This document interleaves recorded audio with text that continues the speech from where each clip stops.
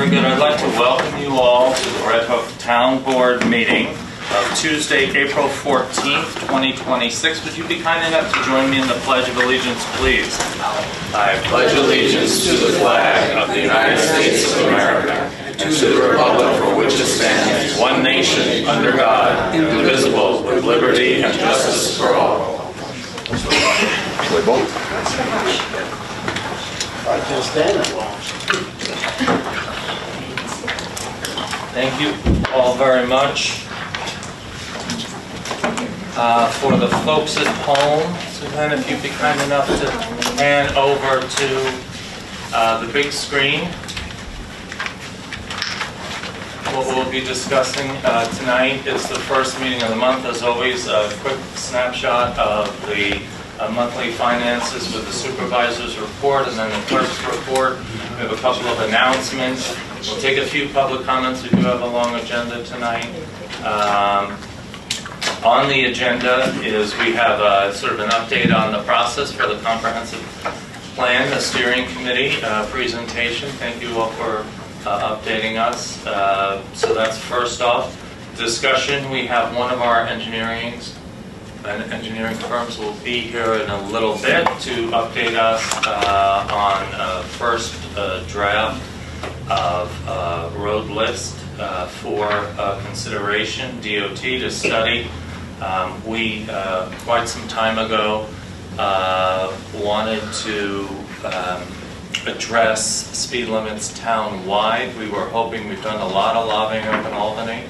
We were successful in, along with other municipalities, in lowering the speed limit potential for townships, but we were not successful in getting home rule in order to do so. So we've decided we're becoming impatient, and so last year we authorized our engineering firm to conduct a town-wide speed limit reduction traffic study, and so you'll hear tonight about sort of the first step in that process.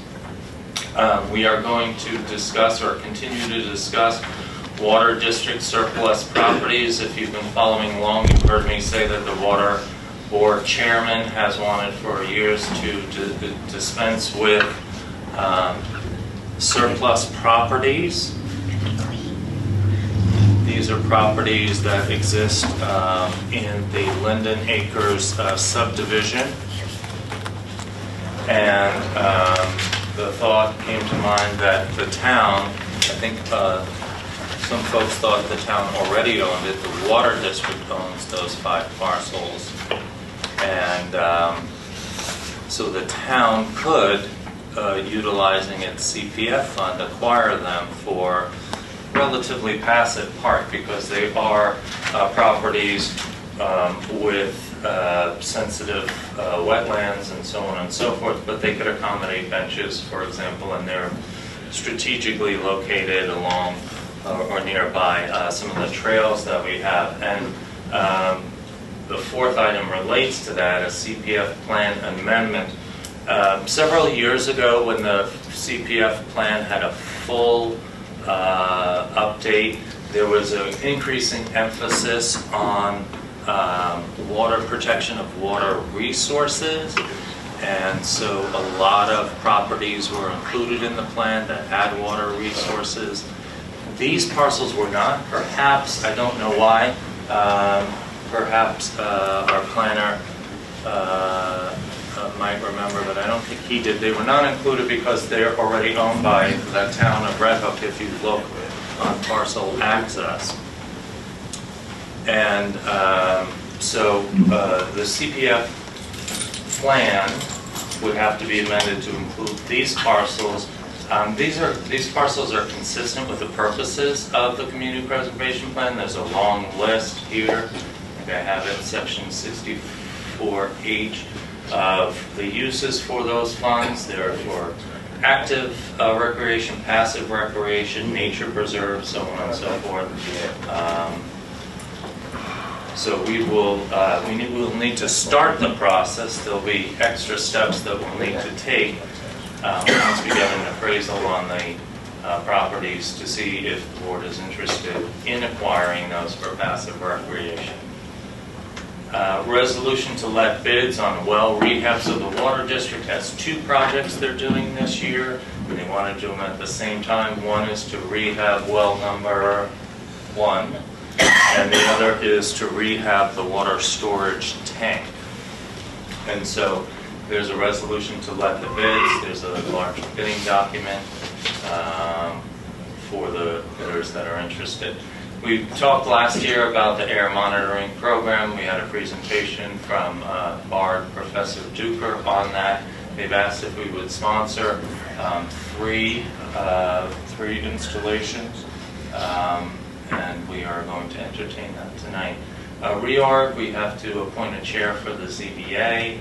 There is some interesting discussion on the state has proposed SEQRA modifications. If you've heard us in previous meetings, there's a proposal sort of in keeping with the governor's desire to, I think the effort is called Let Them Build, to make sure that there's not too much regulation that's slowing down the process to make sure that we have workforce housing for our communities, affordable housing, and so on and so forth. So we'll be discussing that briefly, continuing the discussion of highway trucks, and then any other business to come before the board. So why don't we jump right in. And this is for the period ending March 31st, 2026. We started the month with an opening balance of $13,053,000 and change. So we had receipts of $727,000. We had disbursements of $1,916,000. That includes transfers. We have an ending balance of $11,865,000. Our town bookkeeper has prepared some budget adjustments for your consideration tonight. A couple of these are interfund transfers. We do need to increase some budgets. It's not a surprise to you that we went through more snow and salt, more salt and sand this winter than was initially anticipated, so there are some increases in that category as well. You have your variance report, as you do each and every month.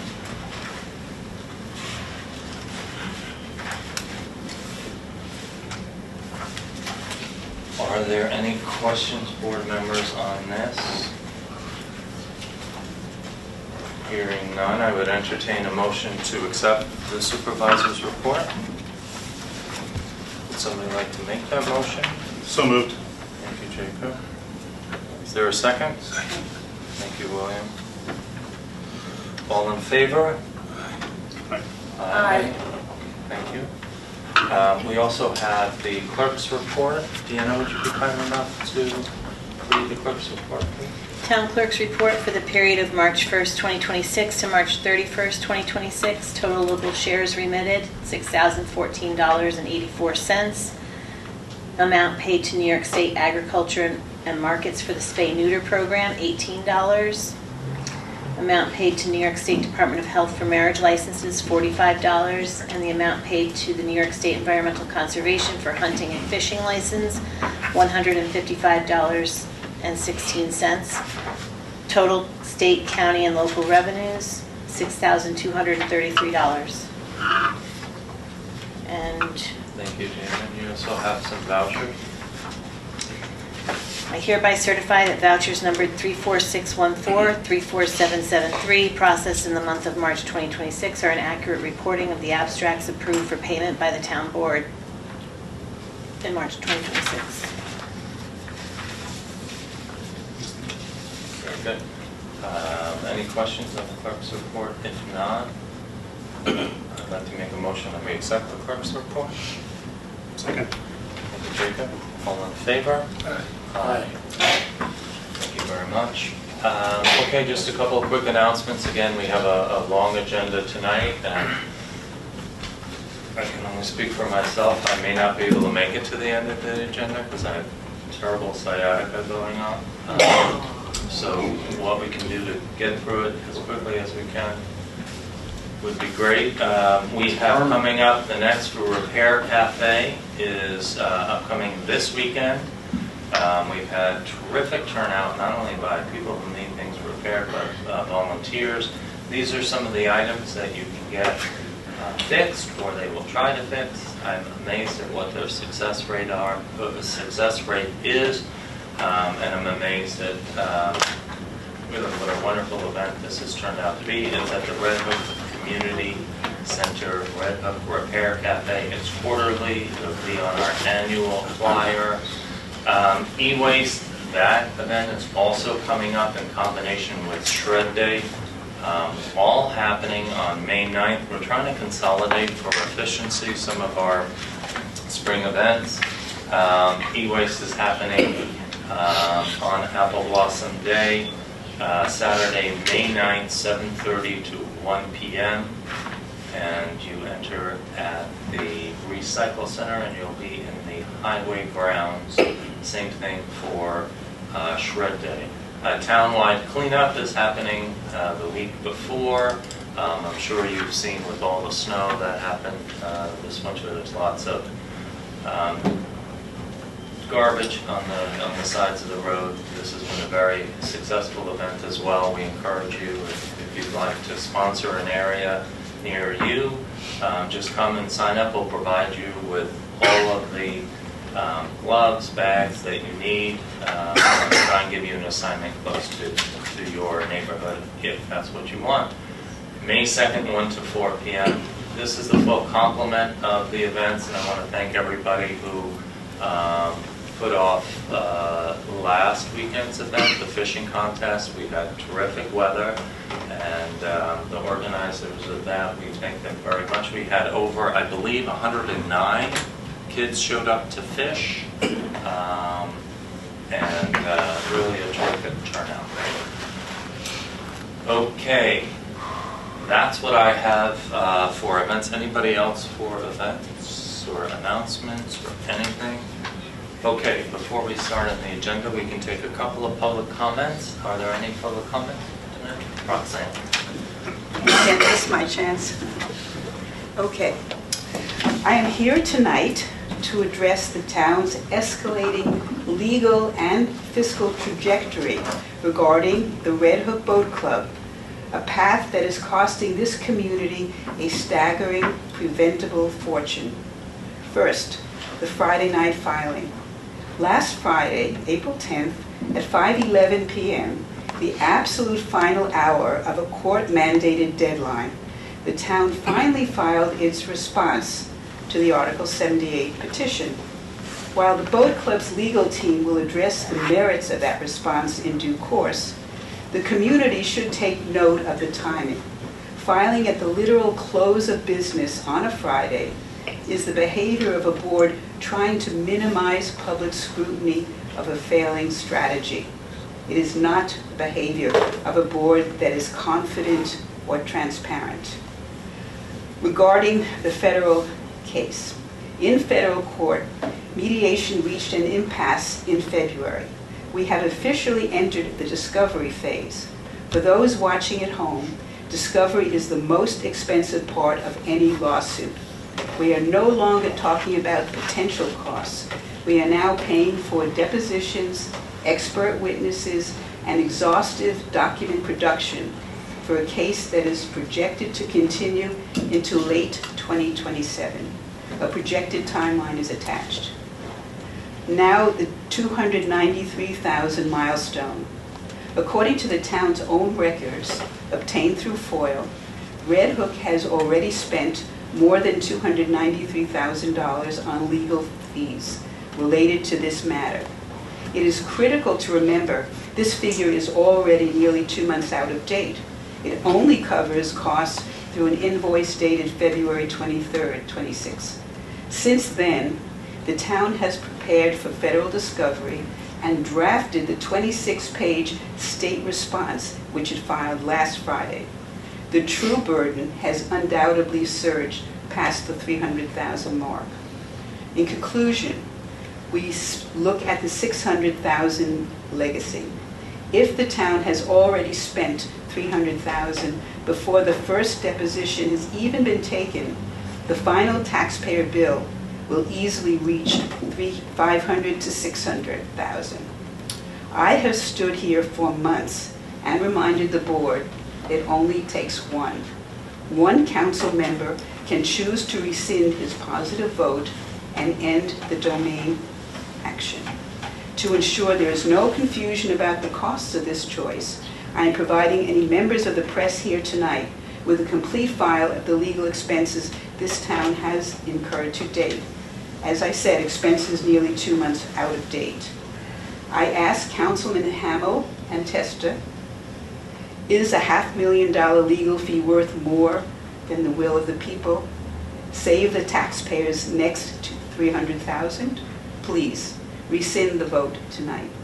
Thank you. Thank you, Roxanne. Anyone else like to make a Lisa? Lisa Polero. Almost $300,000 has been spent by the town in the pursuit of the Red Hook Boat Club by eminent domain and for related zoning amendments, with outstanding invoices and payments still unknown. $300,000 paid for by taxpayers without our permission, with what result? So far nothing, unless you consider ignoring a deadline for an Article 78 answer, followed by a hasty 11th hour submission. Progress. And to be clear, the town did in fact ignore the initial deadline. At the close of the March 25th board meeting, the reporter from the Daily Catch asked the supervisor why the town did not respond. He refused to answer before leaving to join executive session. And at some point between then and the adjournment of the meeting, he decided to deflect with, "It is routine for parties in litigation to ask for a 30-day extension." Well, that may well be, but the March 18th order makes it clear the town did not request any such extension. The attorneys of record for the town, the Hodgson Russ Law Firm, has invoiced $136,777 between March 28th and November 20th. So a law firm billing at $370 per hour failed to answer a petition or request a routine extension. That sounds like money well spent. For a similar period, the Keen and Bean law firm received $445,334, but they couldn't represent the town for the Article 78 because while they were advising the town on developing the zoning amendments, they were also advising the planning board, who was charged with reviewing the amendments to determine consistency with the LWRP. Clearly a conflict, but not one of the sitting board members at that time, including 3 of them sitting up there tonight, pointed out that discrepancy or that conflict. It was only astute members of the planning board that brought that to the attention of the planning board, prompting them to make a motion to seek alternate counsel. We know about the almost $300,000, but suspect the legal fees may be considerably higher. Notably, the FOIL requests do not include any invoices for legal fees by Hodgson Russ for the entirety of July and August 2025 or after November 20th, 2025. Periods during which hearings were occurring in state and federal courts, and for which they are listed as attorneys of record. It's highly unlikely they worked for free. Were invoices forwarded to the town's insurance carrier, for whom, by the way, there is yet another additional law firm assigned? And if so, we hope to secure those invoices as well, and wonder what impact, if any, the claims may have on future premium costs. Robert McKeon, Bill Hamel, and Jacob Testa are solely responsible for this waste of resources. Many entities are being enriched by their actions, but rest assured the citizens of Red Hook are not among them. Quite the opposite. It is well past time for reason to prevail. And if you cannot find your way to do that, perhaps it's time to step aside and allow true representatives of the people to serve. Thank you.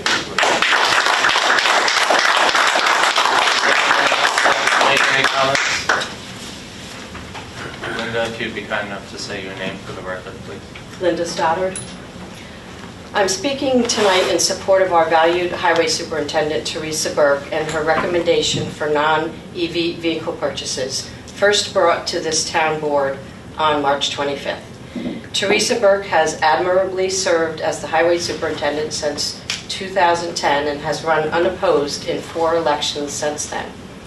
Within the Red Hook community, Teresa's judgment, knowledge, and leadership are well respected. Quite frankly, it was disturbing to watch and listen to members of this town board, specifically Robert and Bill, question those attributes at times in a most arrogant and condescending manner during the last town board meeting.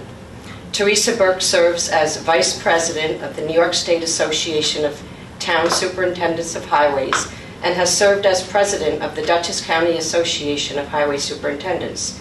She was also only the 5th person and first woman to achieve the Roadmaster Level 4 certification in New York State, the highest level of training for highway officials.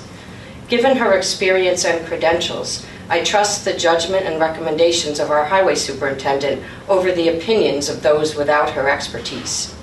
Teresa's research and recommendations always put the needs and safety of the community first. Please show her the respect she is due and put the same level of faith in her knowledge that the voters have time and again. Thank you.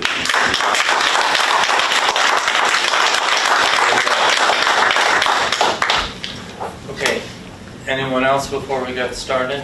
Yeah, I'd like to say something. What transpired on Friday?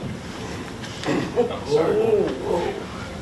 What transpired on Friday is the attorneys filed as they were required to a response, which was Which authorized. attorneys? Our Did you attorneys. know about this?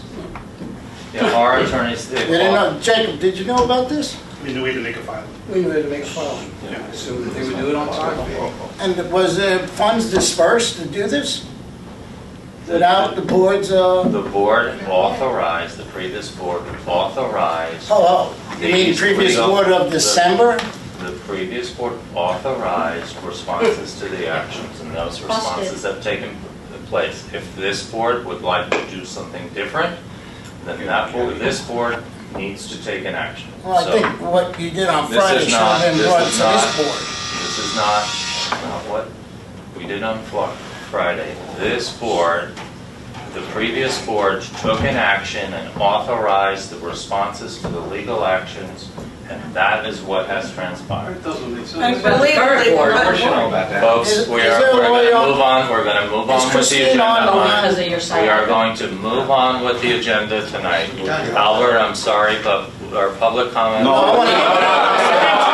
I don't understand how you can hire an attorney unless you appoint them a town attorney to handle all legal matters. You're supposed to, these are of counsel. Now, if they're of counsel, they have to be hired anew for each thing that comes down. Robert, you're screwing around. You wheeled around, you snuck around behind the town board, you put in an answer at 5:07 on Friday. Now, please, this board should not allow that to happen. Why, William, are you in total lack of knowledge about this? How about you?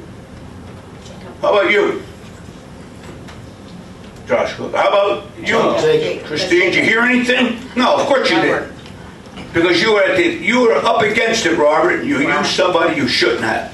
And I don't think it's proper, and I'm going to check into it a little further to see if what you did is correct. I don't believe it is. Thank you. Thank you. Thank you. Okay. So we're going to move on. Well, tonight.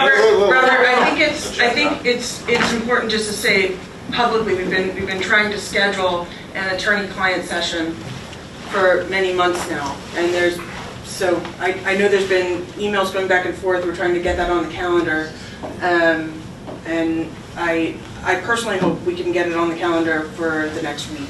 Yes. Okay. Sure. Yeah. Yeah. Okay, you think? Very good. No, it's not. Let's move on. We have a You just got presentation caught, Robert. now by our comprehensive plan steering committee chairperson and our consultant. Okay. Good evening. My name is Eric Pearson. I'm with Hudson Valley Pattern for Progress. We are the lead consultant that the town hired to the comprehensive plan update. So thank you for having us tonight on this busy schedule. We have been working on this project for almost a year, so we figured it was a good time to come before you and talk a little bit about the progress that we've made so far, some of our immediate next steps, and then just sort of the big picture close out of the project. So, and I'm joined by Julia Solomon. Hello everyone, I know you all. I am here today in my capacity as a voluntary chair of the Comprehensive Plan Steering Committee. Eric will lead the presentation, but I'll chime in as things occur, or I'm happy to answer any questions. Okay, next slide, please. So just very briefly, the project team, as I mentioned, I'm Eric Pearson with Pattern for Progress, with the lead consultant. We also have a sub-consultant, that's Pace Land Use Law Center. Tiffany Zazula from there has been a tremendous help on lots of things, including community engagement. And then she'll help us on the tail end of this project too, in her capacity as a land use attorney and advising us on the administrative steps that it takes to get a plan formally adopted. But really the shout out here is to the steering committee. We've had a little bit of turnover as some people have had to leave for personal reasons, but for the most part, all the people on that list, including Julia in her capacity as chair, have put in countless volunteer hours. We've been meeting once a month for almost a year, and plenty of hours outside of those meetings as well. Next slide. So this is the project goals. This could also be sort of read as project values, the things that have sort of guided us from the start for this project. We want and have strived to have an open and transparent planning process. At the end of the day, we want a plan that reflects what the community wants and the vision that they have for themselves. And so a big way to accomplish that is that throughout this process, we want there to be many opportunities and many different opportunities for the community to engage with the process. We want this plan to align with SMART growth principles. This plan is funded by a grant, SMART growth planning grant.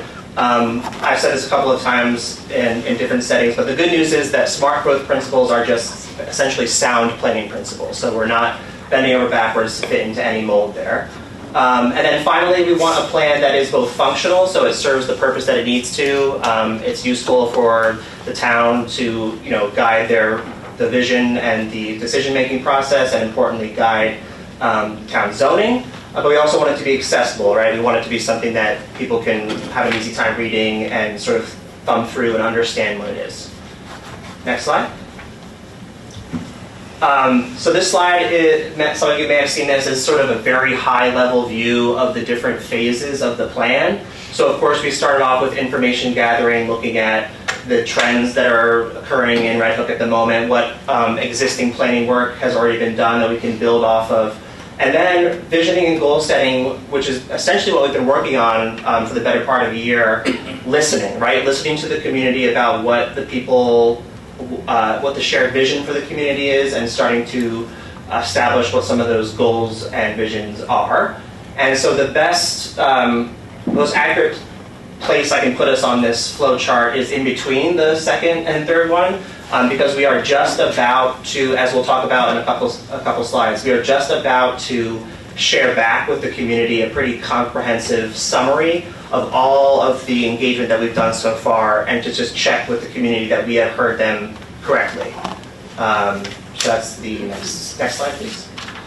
Okay, a couple of project milestones. We started off building out the website. It exists within the town's existing website framework. We took the time to actually write down and think through and put onto paper the community engagement plan to keep us, in line with what we want to do, and not just sort of be winging it as we go. We created something called a key facts report, which is the essentially demographic trends that are going on to sort of set the context of what's going on in town at this moment. And that was actually included, that key facts report was included as part of the first visioning workshop. That was a public workshop that we had back in October of last year at the high school. We had 70 plus participants there and come out for that. That was followed up by a written summary.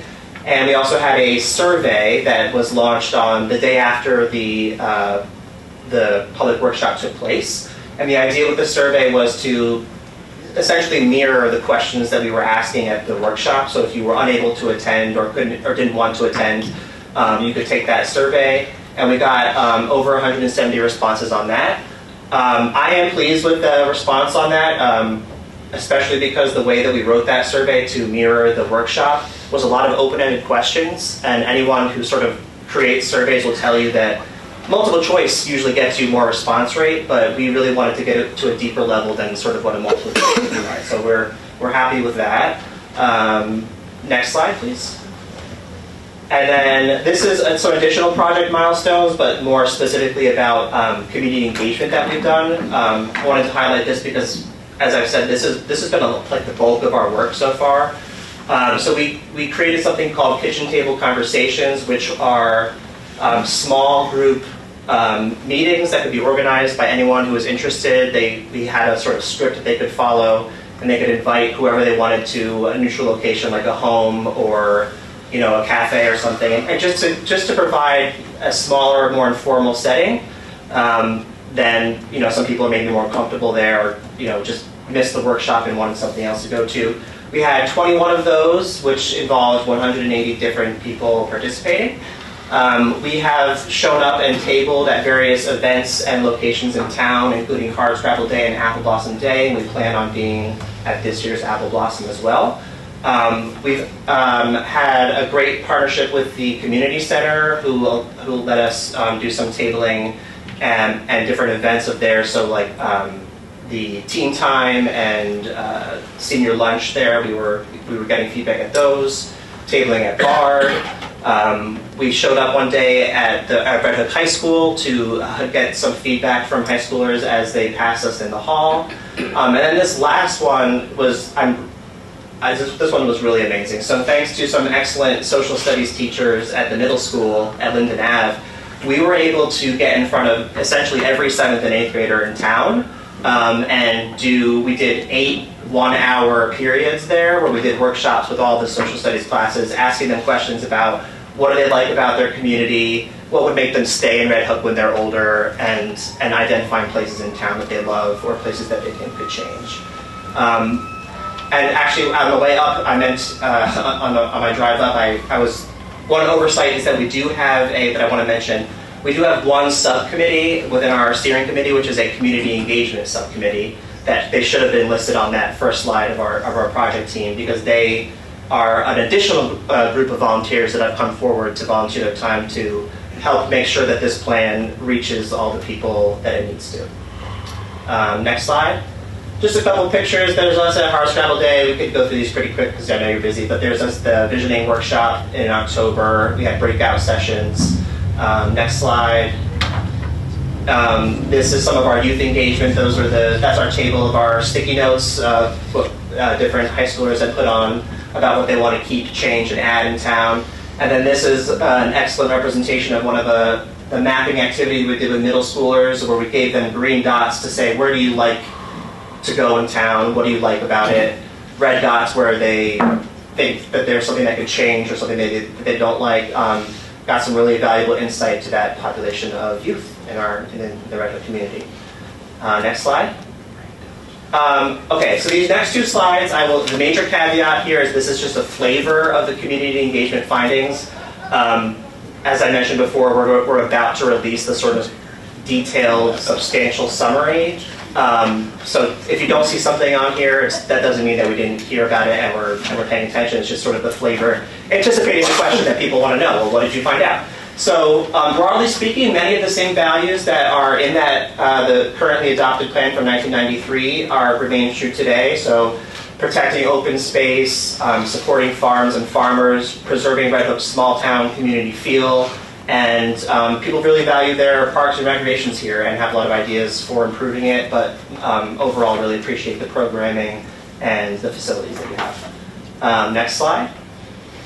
And then again, just a couple of things that came up as major concerns or things that people wanted to see improve. Housing affordability is a very big one. Pedestrian and bike safety, a transparent and responsive local government, connectivity in town, and then water quality protection. Next slide.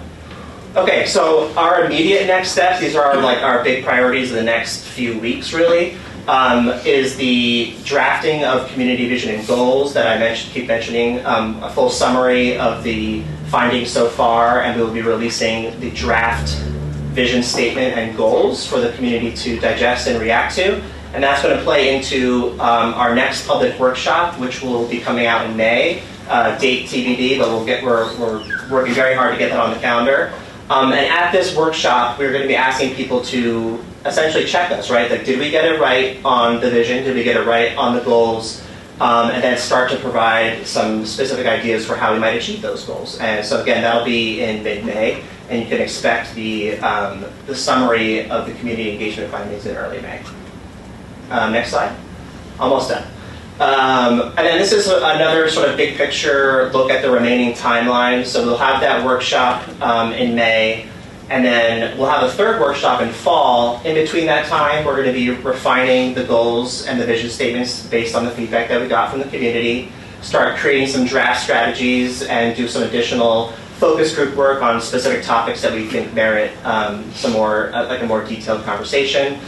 And then at the third workshop, we don't have the details on like exactly what the format of that will be, but that's the sort of the final point at which the community can interact with the plan in a setting that's not just like public comment, right? So at the end of this process, there will be a public comment of the entire draft plan, but we know that that's not the most helpful if you have like substantial feedback that you want to get. It sort of feels like you missed the train.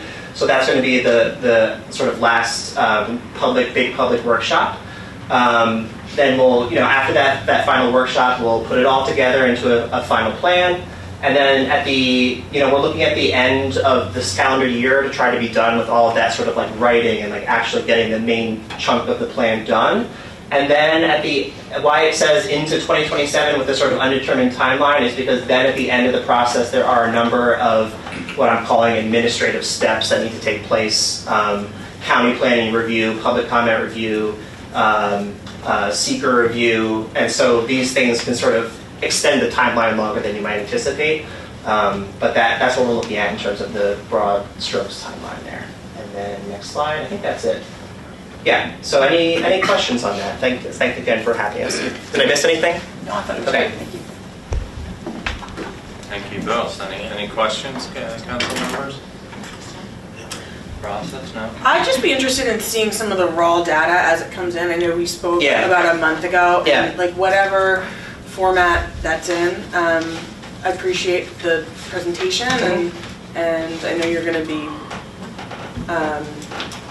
combing through it and putting it together in a cohesive way. But I hosted 2 different kitchen table discussions, and it was really interesting hearing what came out of both of those, and so just seeing all of the information in its raw form would be helpful for me. Yeah, I appreciate that comment. I think I've been ruminating on that since when we last spoke. I think a similar conversation has come up in our steering committee meeting where maybe there's a space, whether it's an appendix or separate from that, where it's like sort of ideas that came out of this process that maybe don't necessarily land in a comp plan, but are still worth memorializing in some way, that that they were said, but weren't part of the plan itself. So we'll think about that still. Great. And I also expect that the upcoming summary, the community engagement summary, and the draft vision and goals will be, like, not everybody is going to be able to trace their specific comment to that summary, but it will be quite robust, and it will capture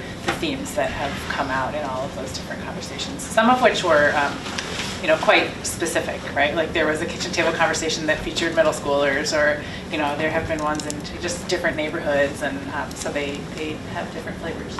Yeah. Well, speaking of specific flavors, I thought it was great that the mapping that you did with the 7th and 8th graders and their desires, what they wanted, and I wonder if we could someday get something like that for also the adult population. I had to look up Froyo. Yeah. I mean, honestly, the main takeaway is that this plan should be centered around holy cow. It seems to be. That's the middle schoolers. No, I'm joking, of course, but it was great. It was a wonderful experience with the middle schoolers. Yeah. Well, and I think it had the added benefit of really giving them a sense of agency and empowerment to exercise their civic voice, which was nice.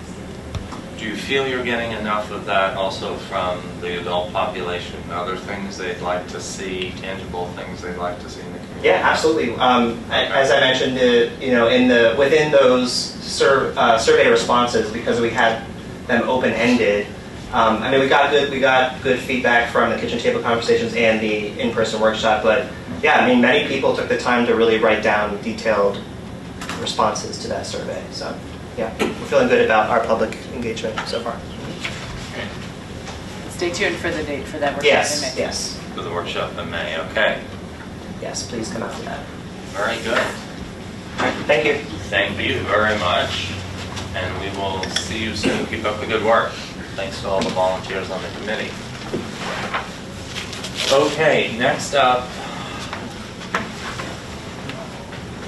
we have Ken. Is Ken with us here tonight? There he is. Come up right now, or? You're up now, Ken. We have Ken Worsted from one of our engineering firms, Creighton Manning. A few years back, we chose to have a second engineering firm represent us who would have particular expertise in transportation. And so we've hired Creighton Manning to do a town-wide speed limit study. And Ken, if you could explain to the folks at home what exactly that means. Certainly. So we're looking at what we did with this project so far is we took all the roads. We have a list of everything that the town has, and it's pretty much categorized. So there are some roads that are clearly residential. Kids are riding their bikes, they're playing basketball on the street, walking dogs, etc. So those are all kind of categorized as an A category, meaning they are very ripe to be posted at a 25-mile-an-hour speed limit because that's the environment that they're in. And we probably have well over 100 of those types of roads, in this list right now. Then we looked at some of the other roads that are a little bit more longer, have less residential density on it, a little bit more like, to get from point A to point B, you've got to traverse this road, and categorize them into a B, which really is just a, maybe a 30 to a 35 mile an hour zone. And then we had maybe just one or two that were 40 or above, and those roads kind of already exist. Rockefeller is one of those that was on that. Our goal right now is to not go and sample every single road because there's, over 100 of them, and some of these roads are miles long, so you could get, different speeds at different ends of it. But identify those roads that fit those categories and sample them, and then apply those findings from that road to the other roads, in that category. So our goal right now is just to look through this list. This is a first, cut of this. It's preliminary. Because DOT has jurisdiction over these roads and setting those speed limits, we want to take this file and send it over to them and say, this is our proposed categorization and locations of study. If you agree to that, we'll go out and do the engineering study, produce our findings, and then offer that to the town and to DOT as recommendations. So the A, B, and C comes from DOT classifications? No. No, there are desktop review of those roads in the town. So could we decide to have a speed limit less than 25 miles per hour in residential? No. 25. So years ago, 30 miles an hour was the lowest speed limit. And maybe 2 years ago, the legislation changed that down to 25. That's what I was talking about earlier, that we successfully lobbied to get the ability to bring a road down to 25 because it had been at 30. So we succeeded with that, and in the meantime, we worked on College Park, Forest Park, and so we were successful in those neighborhoods. But we have to supply an engineering study, unfortunately, because we still haven't been granted home rule on these matters. So I'm sorry to interrupt, but I just want for backdrop for the folks who haven't necessarily been paying attention for the last 4 or 5, 6 years, we've been doing speed reduction requests for DOT. I think at one time, Linden Park had a 20 mile an hour speed limit that wasn't necessarily legal. It wasn't. TOT or somebody saw that, it got revised to 35 miles an hour, and then that still feels like that's not appropriate for the neighborhood. So then the engineering study came and said, no, 25 is appropriate for that. That got submitted to DOT. I don't remember how long it took them, but it was probably at least 9 months to a year before they finally said, yeah, we agree with it. We've looked at it and agree with that recommendation. Okay, so the first step is you've classified. Obviously, everybody would like every road, especially their road, to be reduced down to 25, but we know the reality is not that. That's not going to be the result, is it? And that's the difficult thing. Yeah. Yep. Yeah, there's a balance between accessibility and livability on a particular street with mobility.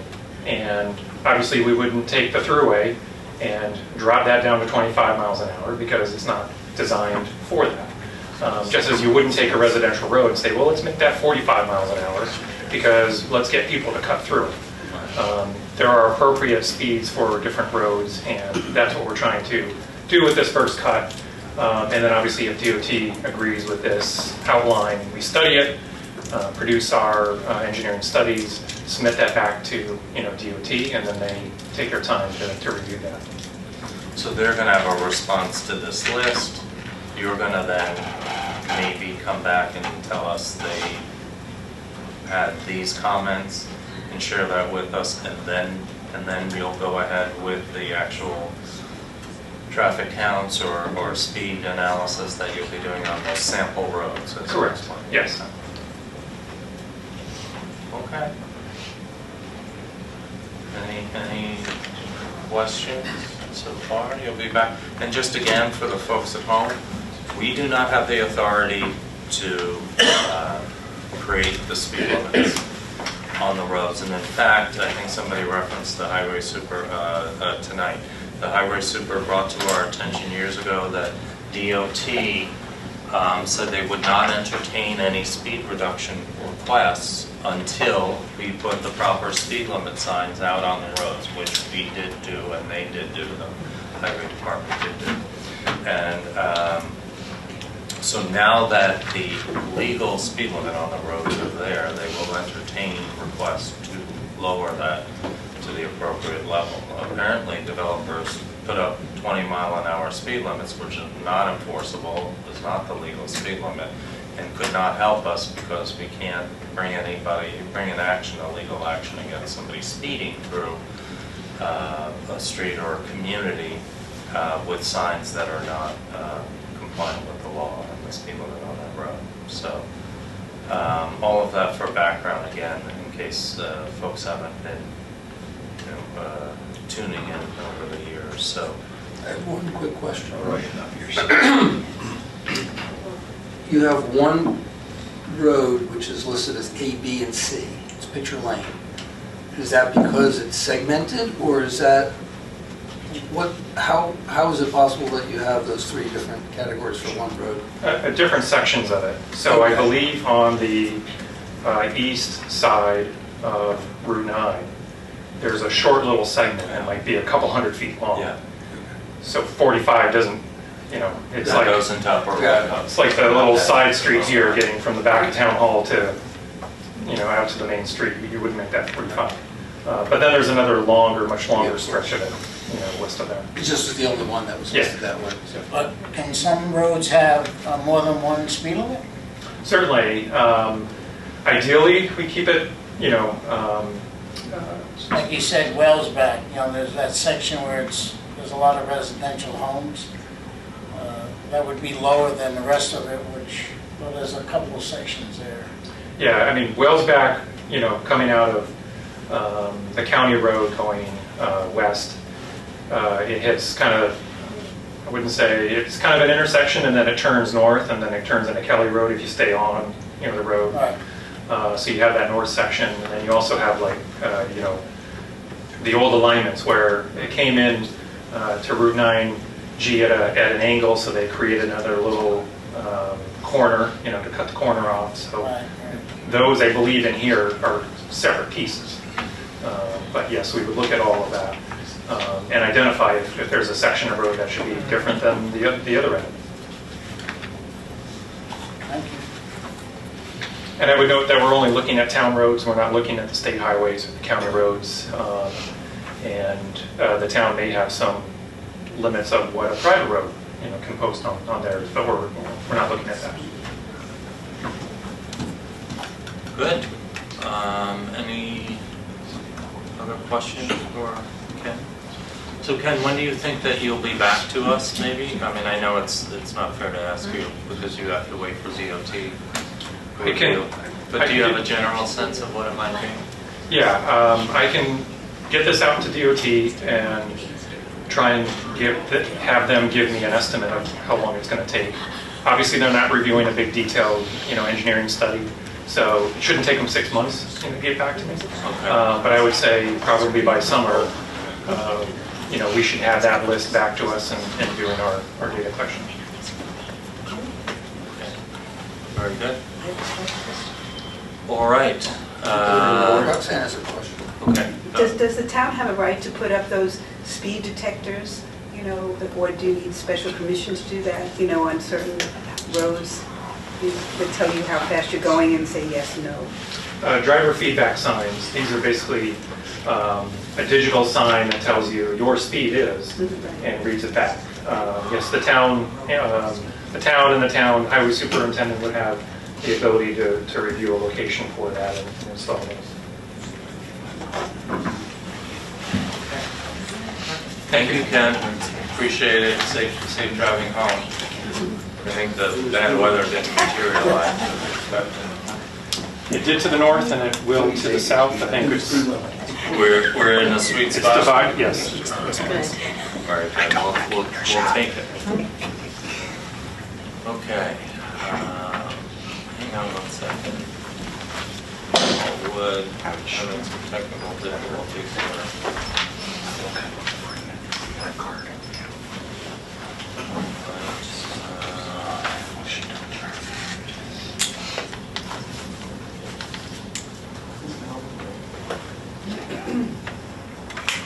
Okay, sorry, next up we have the Water District surplus properties. Again, we have the maps up here. These are properties owned by the Water District, not the town. I think I explained maybe there was some notion that others might have thought it was already owned by the town.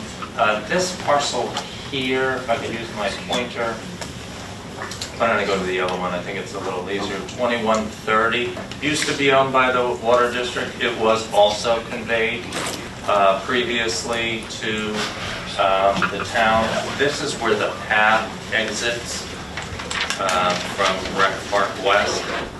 It's 213,300. You can see there is a pond here. A lot of these parcels, you can see why they would make sense if we're trying to protect, water resources. They used to have wells, I think I mentioned earlier in a previous meeting. Will no longer have wells. It doesn't have a future with that. And these parcels are mostly, undevelopable lands. And so the water board chairman has asked for some time now to dispense with these surplus properties. And it seems to me that would be a good time, considering that there's money that's needed for the water storage tank. And so we're following up on previous meetings. The first step would be to propose that they be included. And again, I was not privy years ago. I think the 2019 edition was the one where hundreds of properties with water resources were added. As to why this wasn't, but perhaps they looked at the ownership and said Town of Red Hook and thought, oh, the Town of Red Hook already owns it, but it's actually the Water District. So if you go on parcel access, you'll see there's 5 properties owned by the Water District. So the first step would be we would need to include these in the plan if we wanted to, after we get an appraisal, if we wanted to go ahead and transfer them, sell them from the Water District to the town. And so it's a simple local law, amending the plan as we've done in previous occasions when an opportunity has come up. We would have to classify, that's what this resolution is, what type of action it is, which is just an acquisition from one part of government to another. And we have prepared by our planner, Ted Fink of Green Plan, a short environmental assessment form detailing the action. The name of the action is Adoption of Local Law A, proposed to amend the CPP and use community preservation funds to acquire water board parcels. Just again to reiterate, we will not take action to acquire the parcels until we have an appraisal and understand what the values are. But in the meantime, it needs to be included in the plan, and the community preservation plan is supposed to list all the parcels that would at least be eligible for consideration. It doesn't mean that they can fund all of the parcels. These are the 5 parcels listed in the description of the action. This is Linden Acres. It's between Aspenwall and Aldi.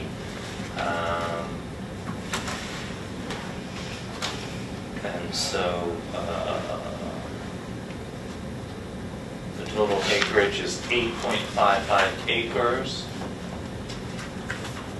Contiguous properties owned or controlled by the applicant or project sponsor. So the town owns the adjoining Rec Park West. We acquired that parcel back in 2008.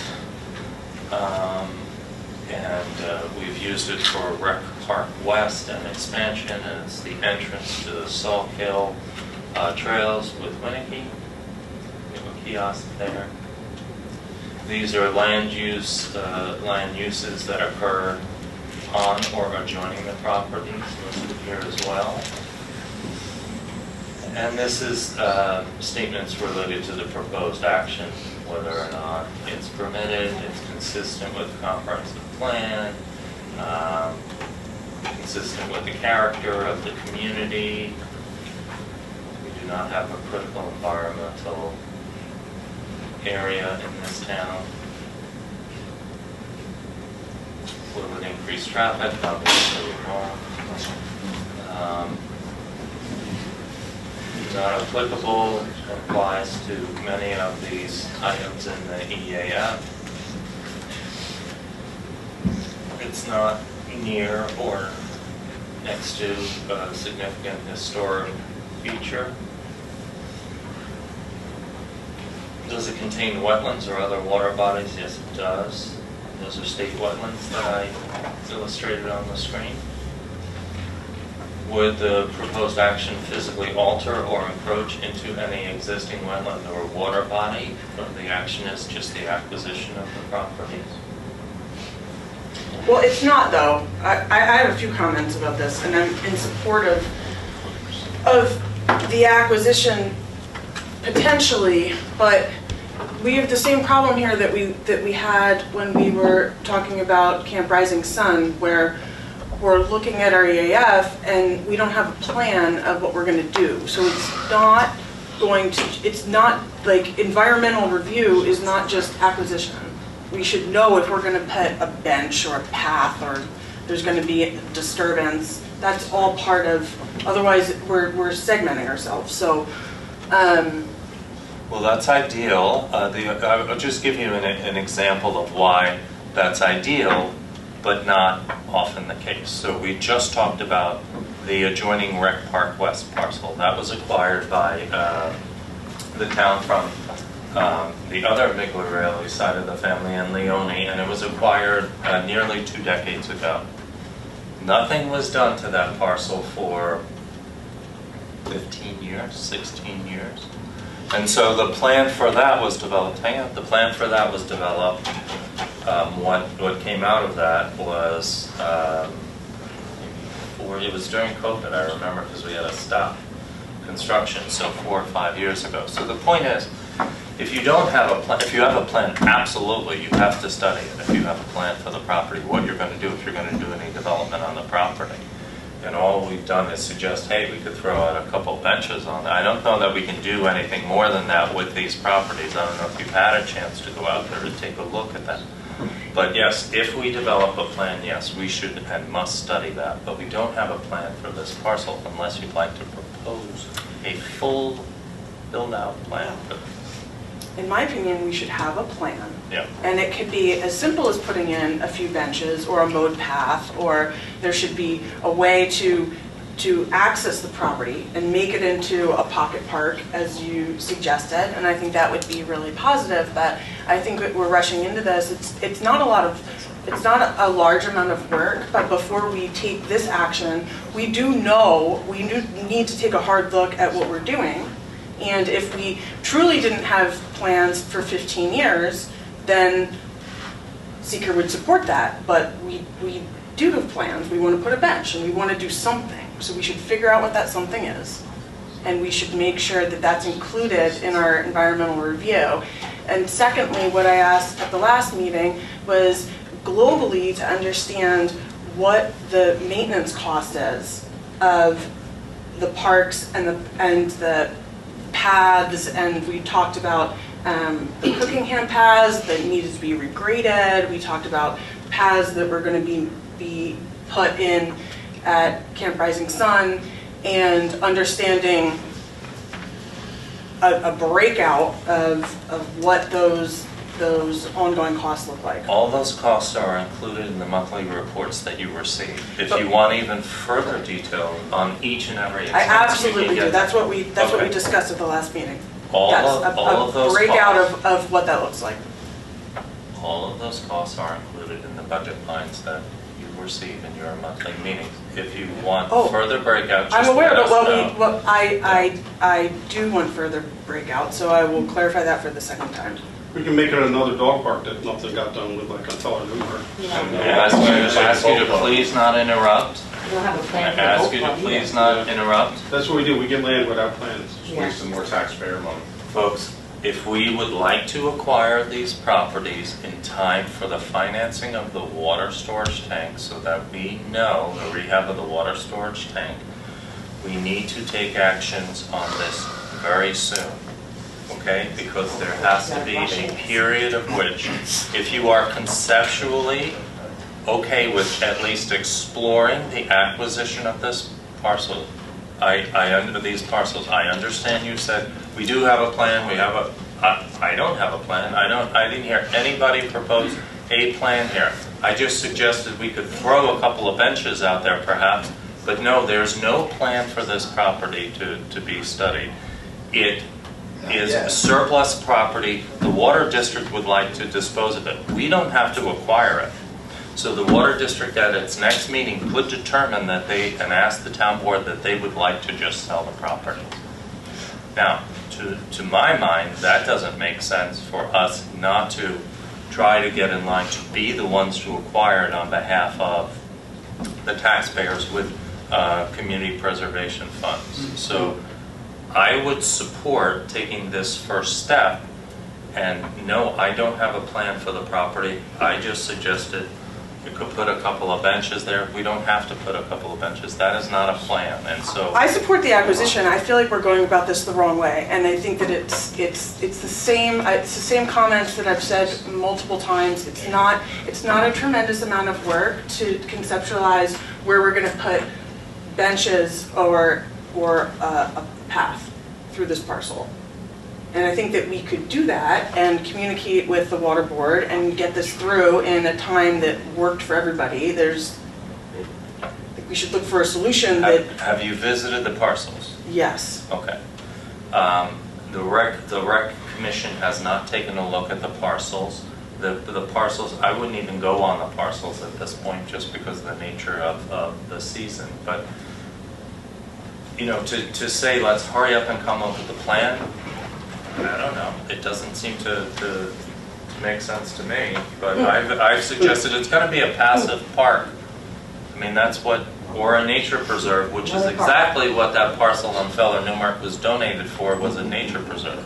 Had nothing to do with a dog park. So, you know, again, I appreciate that. It'd be lovely to have a full plan. The time isn't there to do something like that, in my opinion. Now, what do others feel? Jacob? I mean, I don't have any major concerns with having a plan at this point for an acquisition. I don't think we have a plan to do anything imminently. And if you want to propose something like, I'm open to that, but I don't know that this needs like, Yeah, I mean, something. we've talked about, like, the plan of simply putting a few benches in and a path through the parcel could be included in this short EAF. And the disturbance can be defined, and it's just, I don't think it's right for us to move forward and just say it's an acquisition, when we have, the first time that you brought it up, Robert, you said, yeah, it'd be great, it's a pocket park, we'll put in a few benches. Like, there was an idea that was connected with the purchase. And so I don't think we're gonna wait 15 years to put in a few benches. And so, as a matter of procedure, we should include that in this process and look at it in one review. Well, I don't know if that's appropriate, and again, I'll go back to the previous example. Back in 2007-ish, the property owners at the time of Rec Park West had indicated that they were wanting to sell the property. The supervisor at the time had her eye on property up on Freeborn Lane for another rec park plan. You know, I was asked by the rec commission and the rec director, and we visited other properties, and there was an opportunity to acquire some property. It was I might say, a difficult negotiation, but, you know, on behalf of the town, we were able to negotiate an acquisition of a portion of land. Ultimately, the remainder of the land will go on to be owned by Winnicke. We had no specific plan, except we knew that it made absolute sense for us to acquire the land directly across from our rec park for future recreational park needs. That was it. And so, you know, I appreciate your point of view, but I'm more opportunistic, and I'm, whether it's the UTS property, whether it's the Cookingham, I want to be prepared to move and act quickly if it makes sense to do so, and if we don't have the appropriate time to come up with a plan, which I don't believe we have time to do so. And I wouldn't want to. I mean, that's the thing. I wouldn't want to rush to come up with a plan so we can say we have a plan so that we can put that in the SEQRA. That to me doesn't seem to make sense. If we believe that it makes sense for the town to acquire from the water board so nobody else does to protect the water resources, let's do that. Let's see how much it would cost. We've got millions of dollars in the Community Preservation Fund. And then let's ask the Rec Commission, let's ask the Trail Committee, let's ask all of them to go out there and get their feedback, the input, and see if we can put that in the plan. How's that? I disagree with you. I don't think that's the intent of SEQRA. Oh. The intent of SEQRA is to study that which you know you are doing. And you mentioned benches the first time that you brought this up. I only suggested as a possibility we could put benches there. That is not a plan. I'm sorry, you can't study one person's suggestion. This is an acquisition. This is how it goes. You do acquisition, and then, you know, you decide what ultimately you can do and fit on that property. What to do with the boat club. So, acquire the boat club, then decide what you want to do with it. okay, folks, I'm going to ask you not to interrupt. Literally. Can you change a SEQRA down the road? No, you have to do what you know and include it in one action. And if you know you're going to do something, they define it as a hard look. So there's a limit to where it starts to get gray, because there are times when you don't know and your circumstances change. But you can't segment a project and say, I'm just going to do this part, and I'm going to do an environmental review for one piece, and then do an environmental review for another piece shortly after. That's frowned upon. So the intent of SEQRA is do the environmental review one time for everything that you know, even if your plans are way down the line. That's exactly right. Everything that you know. I mean, the only thing I could say is that border is Rec Park West. And looking at the development, you know, the Linden Acres, it looked like they have a nice path coming out of Rec Park West right into there, and That's right. That's right. and have a path for kids or whomever to access Rec Park West from the north side. Well, hang on. What? There is a path here. Right there, that's what I said earlier. 2313, that is where the path exists. Right now, coming out of Rec Park West. You see where my cursor is, Kenny? No. To the right. Over to the right here. Oh, there it is. I'm trying to move around so you can see it. Far right at the bottom of Aspinwall. The path comes out here. Okay? Yeah, but it should be over here, What? because the wetlands ends here, so it seems like it should No, Kenny, sneak right by here. Here. There's the wetland. Okay? Ah, I see it. Okay. Well, look There's to the left. pond draining into Rec Park West. The path is over here. Okay? Okay. All right. The parcels we're talking about don't include that. The path already comes out. We already have an entrance into Rec Park West. What we don't have is I mean, we have the red and the blue parts of the trail, and I think I articulated that. I know you weren't here at the last meeting, but I did articulate where the blue trail is. It's over here, okay, and the red trail exits somewhere off screen over here, and people go down First Street, and then they connect to the blue trail. The only question is, would it make sense to have, and again, by positing we could put a bench there, that is not something to study. There's no disturbance for placing a bench, and I'm not suggesting a pathway through this property. People come out here, excuse me, and then they could walk here. If they needed a place to sit, if you wanted to place a bench, that you could do. I've already mentioned that there's an easement here, a mowing easement that was granted many years ago. I'm not quite sure how that came about to the adjoining parcel owner. I mean, is there a crosswalk going across Aspinwall? There is no crosswalk right now by Aspinwall, so all of these things would need to take some time and to study how we would want to, if we would want to develop this parcel. Just like it took years to figure out how to develop Rec Park West to begin with, but we took the opportunity to acquire it. We did ultimately come up with a plan with input, lots of community input, lots of engineering studies, whatever, and developed Rec Park West, and will continue to do as needs arise. So again, all I'm saying is the action is the acquisition. Your question was about SEQRA. Once we decide, hey, let's do a path, let's put in benches, let's dig here, let's build there, then yes, we do have to redo and do a new SEQRA for the development of the parks, just like we did with Buckingham, just like we did with Rec Park West, and so on and so forth.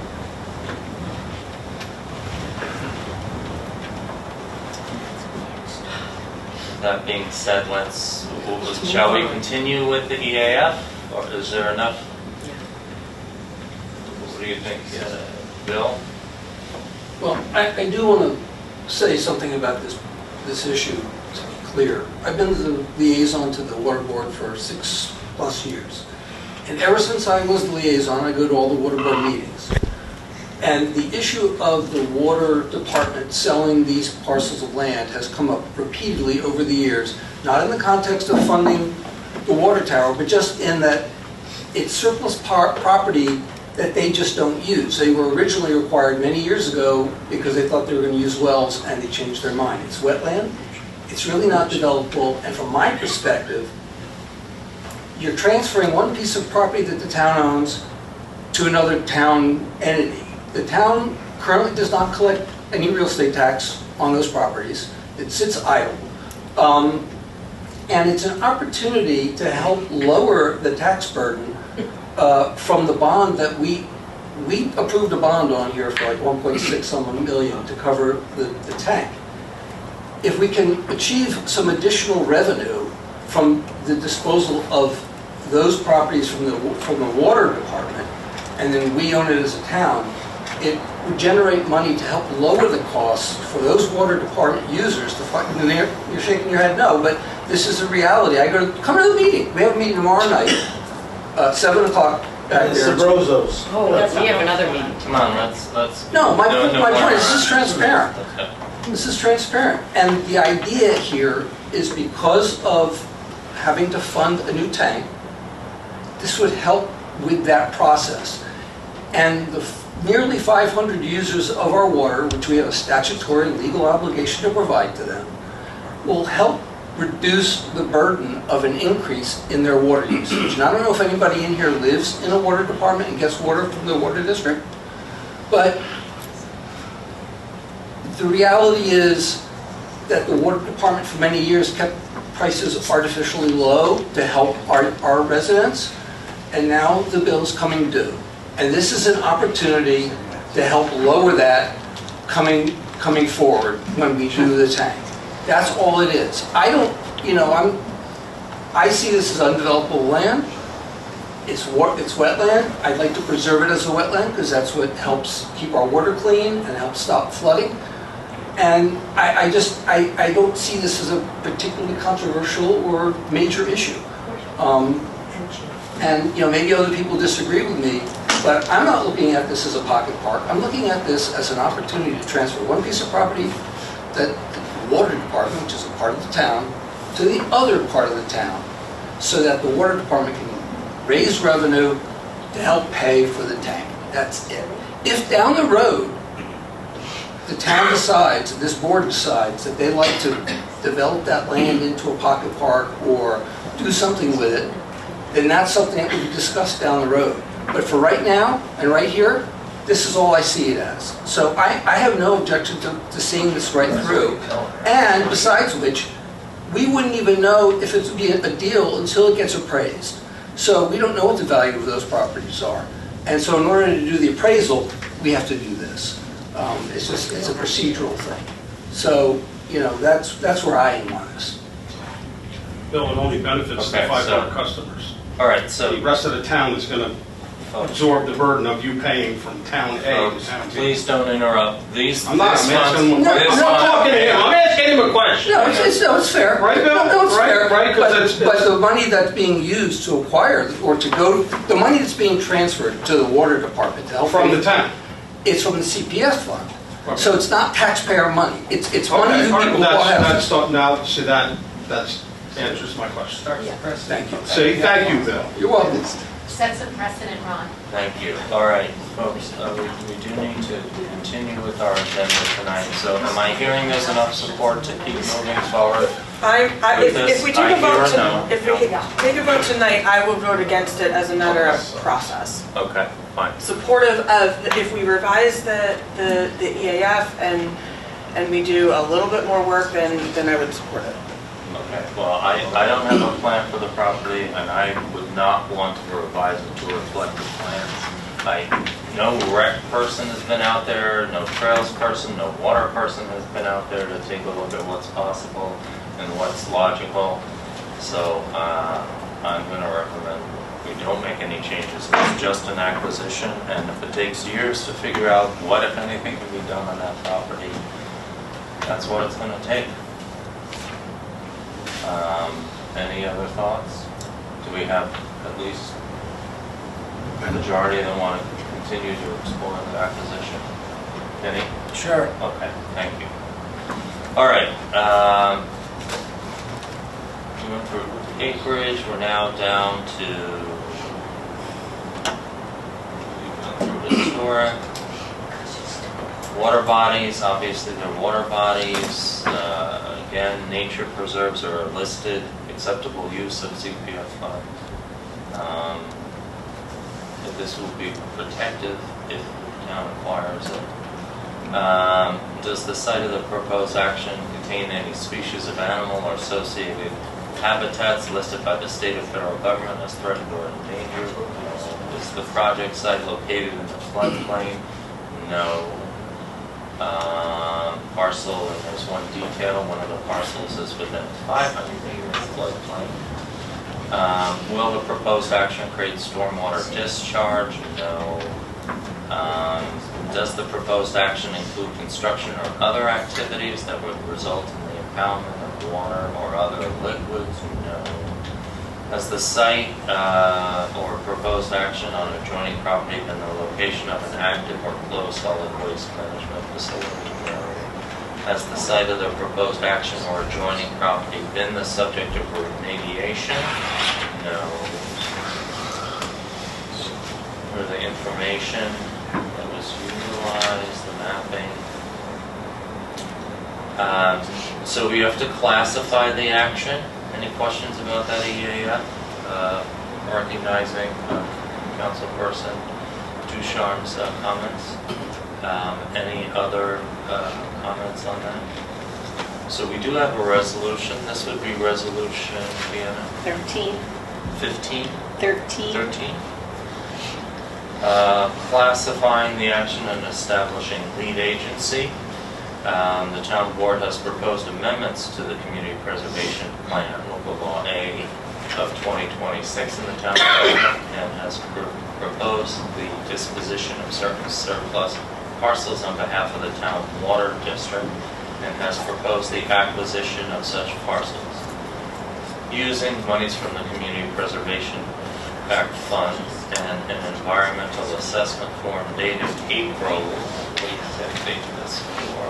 April, well, we'll put today's date, April 14th. We'll include that in the resolution. Was prepared. The board has reviewed the thresholds for type 1 and type 1 actions. This does not rise to type 1 or type 2. That's our determination. And we have approval authority with respect to these proposed actions. The town board hereby determines the proposed action is unlisted and declares itself lead agency. A determination of significance will be made at such time as all reasonably necessary information has been received by the town board to enable it to determine whether the action will or will not have a significant effect on the environment.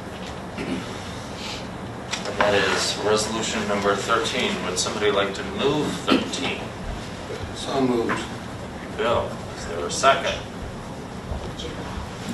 Second. All right, are there further discussion on classifying the action?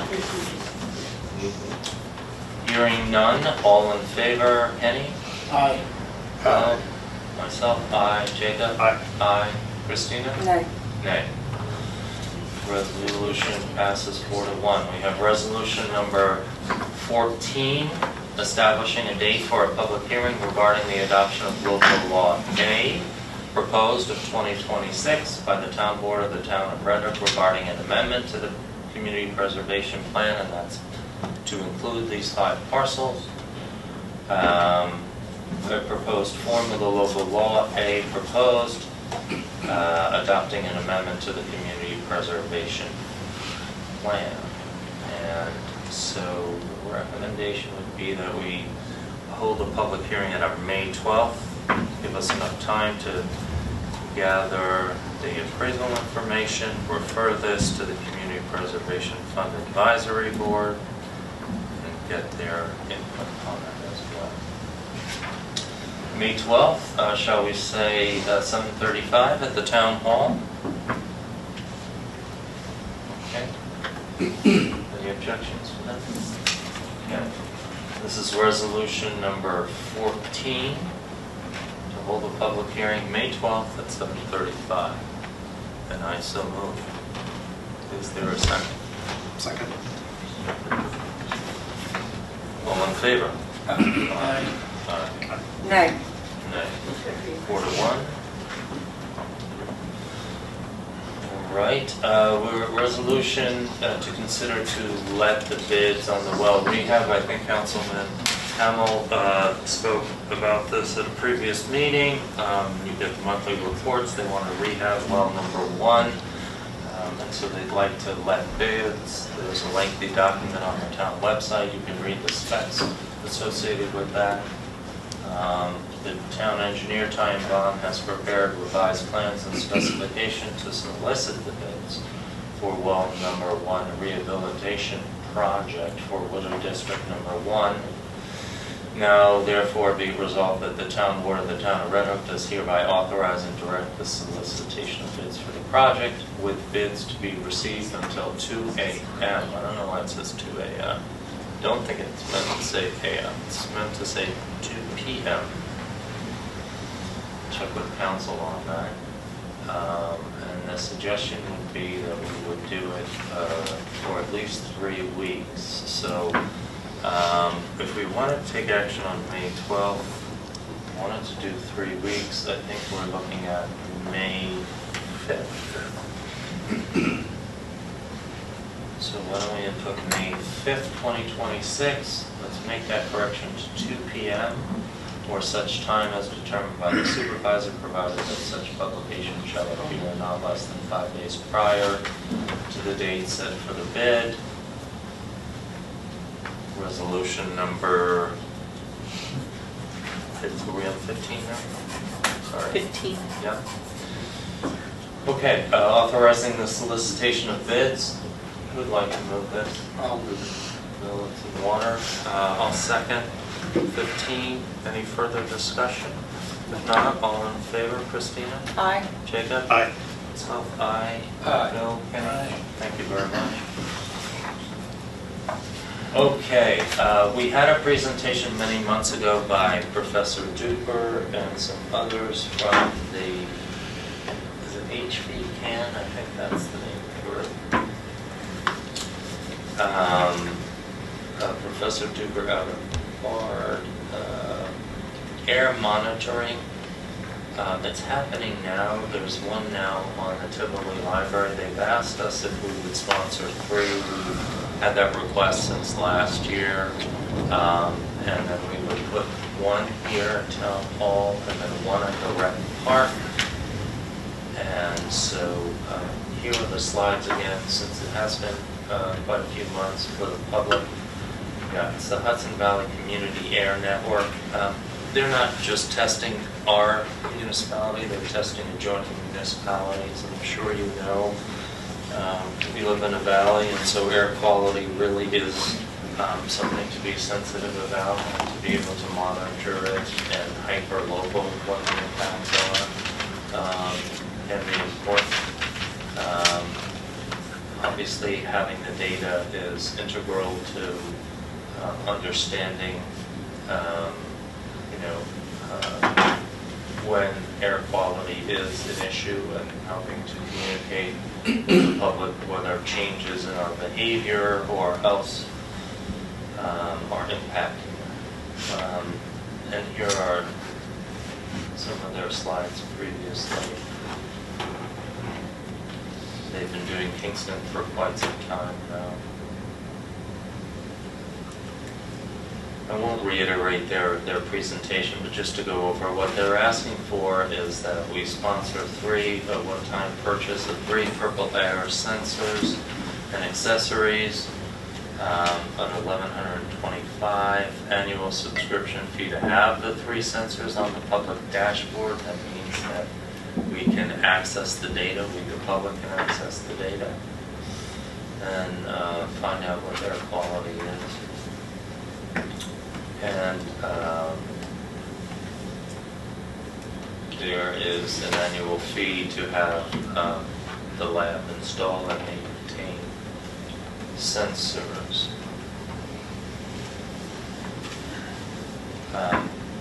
Jacob, this runs through BART. This would be a contract that runs through BART. I guess I didn't know if it was through It HVCA, and I didn't know if that was through BART or if it was through some It's separate through the BART labs. I mean, if it is, then I'll recuse myself. Okay. So if you wouldn't mind. Yeah.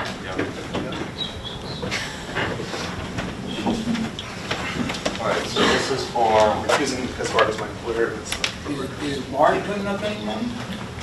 I think they're providing their lab and their resources. We can get you the answer to that question. Let's see what they've got in the presentation. Yeah, they've created the platform. It's a coalition. It's not that much money. They can Yeah, afford it. yeah. What's that? They can pay for this, can't they? Well, again, this is for 3 stations, not on the BART campus there.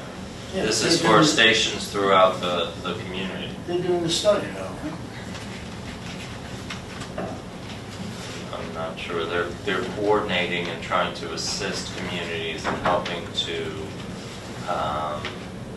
monitor It's that. not a study, Ken, it's live data Yeah. that gets accessed through our website, Yeah. town website. And I do want to say that when this presentation, which was last year, was given, the one thing that resonated with me was they made clear that when you open up your phone, I check the air quality, and you know when there's forest fires in Canada and you smell it. What they said was that the air quality that you get on your phone, it's unclear where the sensors are. This is live wherever the sensors are, and it's happening in real time. So, it resonated for me that if we had a sensor, on the roof of the library or in very strategic spots, then we would really know here in Red Hook what the true issue is with the air. I think they have been sponsoring a couple of these in our community, and they're looking to get some assistance from the communities themselves in helping to financially support these efforts. We benefit from knowing about the data. It's not too unlike for many years they were paying for the water testing on the Salt Hill. The Salt Hill watershed community has been doing a lot of testing, and a lot of that ran through Barnes labs.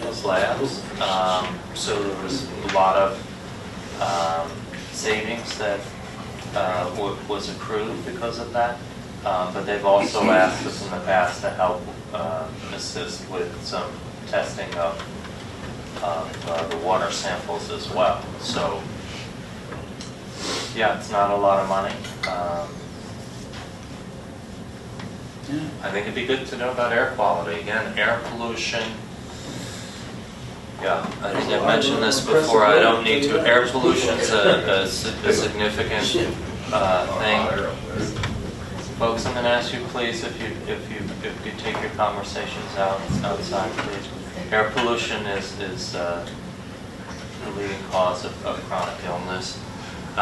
Okay, what shall we do? Adjourn. Thoughts?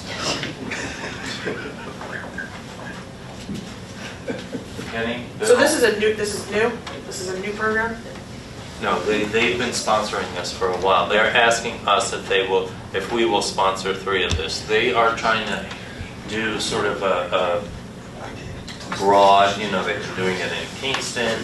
They're trying to get, the Hudson Valley, they're trying to get monitoring, just like they've been monitoring water samples, they're trying to monitor air quality for all of our benefits. So if we all get on, you'll be able to see what the air quality is, and not only in your community, but also in adjoining communities as well. Yeah, it's not in this, I'm looking for it, because he did say, my recollection was how many of these are all that they are monitoring in this general area. It's not on here. Yeah, I don't have a problem. I think it's good. Okay.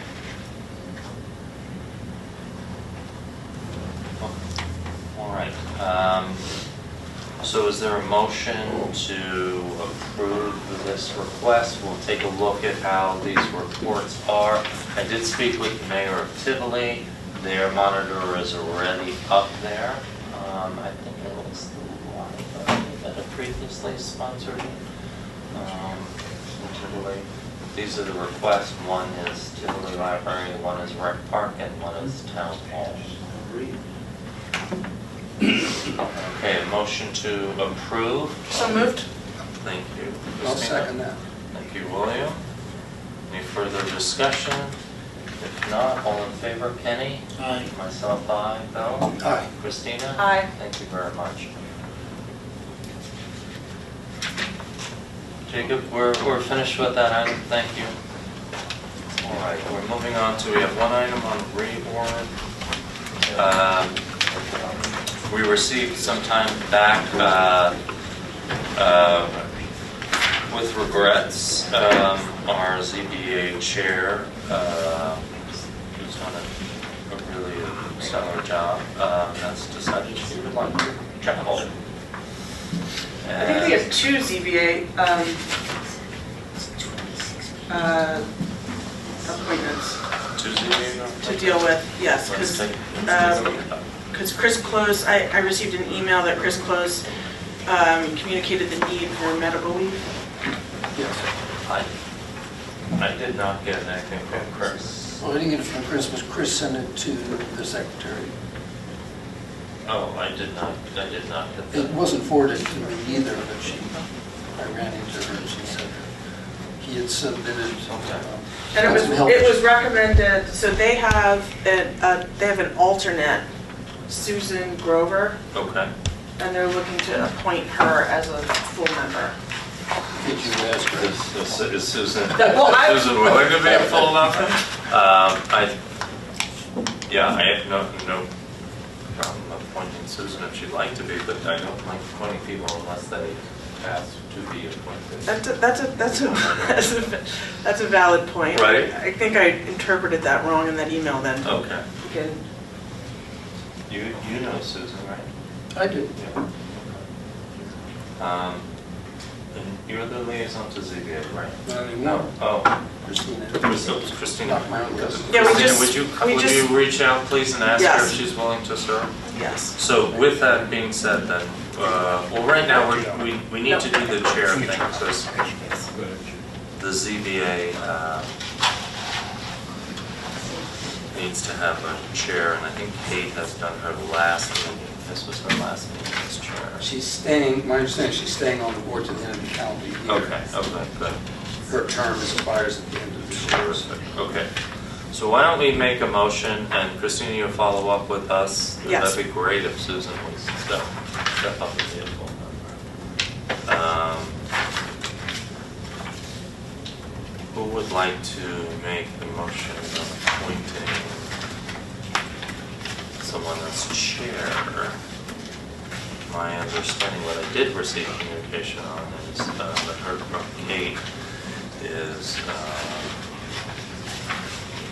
Chris Carney is willing to be chair. Is that right? Do I have that right? Christina? I am not aware. Uh-oh.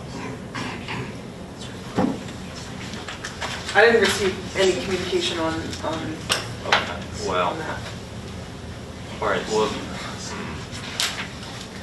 Do we want to just do this together at the next, because we're going to meet again before before the ZBA meets. Great. Okay, can you confirm both of those things then? Yes. Please? Okay. Thanks very much.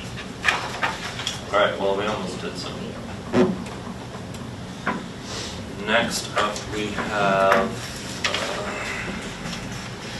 discussion, proposed SEQRA modifications. And again, just to refresh for the public's benefit,